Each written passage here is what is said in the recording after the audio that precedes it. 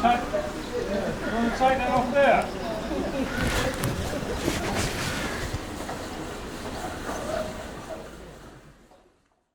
And this has been going on since 2013 to the present time.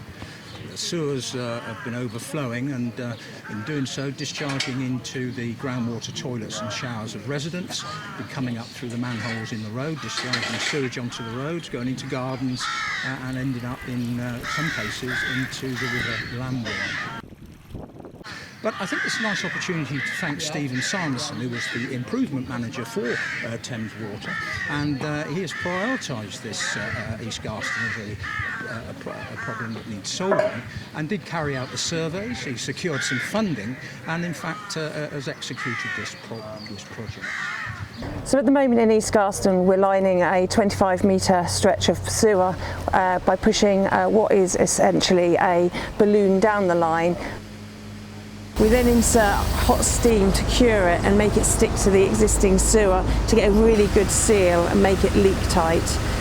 During the work we undertake a overpump which takes the sewage from the top manhole to the bottom manhole, because obviously the residents locally still continue to use their service. Our processes we use are find it during the wet weather, where is the water coming in, and then wait for the dry weather so that there's less water coming in through some of those cracks, so that it allows our liner to stick the best it can to the inside of the pipes. In the area we've got 48 metres in East Garston of lining. We've got multiple manholes we'd like to seal both inside the chambers as well as the chamber lids, because water can come in through the ground as well as the lids of the covers.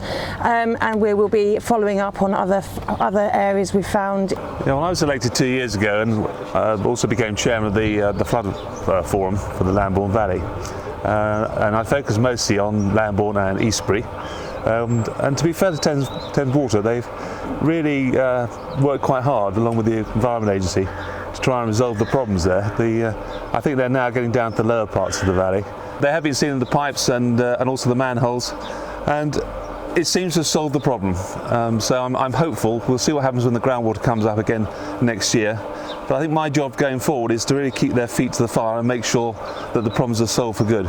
My main aim is to get the water from Upper Lambourn all the way down through all the valley as quickly as possible in the right channels. If it's surface water, it belongs in rivers and in ditches, and we want to get it passed away from properties to protect them from flooding, and to keep it away from our sewers, so our sewers can provide the service that we want them to provide for properties and to stop pollution to the environment. The two main things residents can do to help the situation out here are just to put things down the toilets that belong down there, the 3 Ps, which is poo, pee and paper. Avoid non-flushables like wet wipes. Even if they say flushable, they don't belong in the sewers.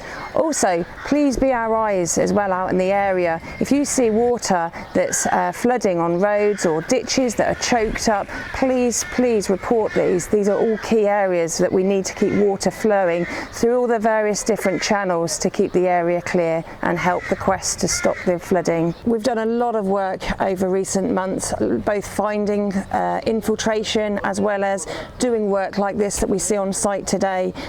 This can only help the situation in all the villages down through the Lambourn Valley.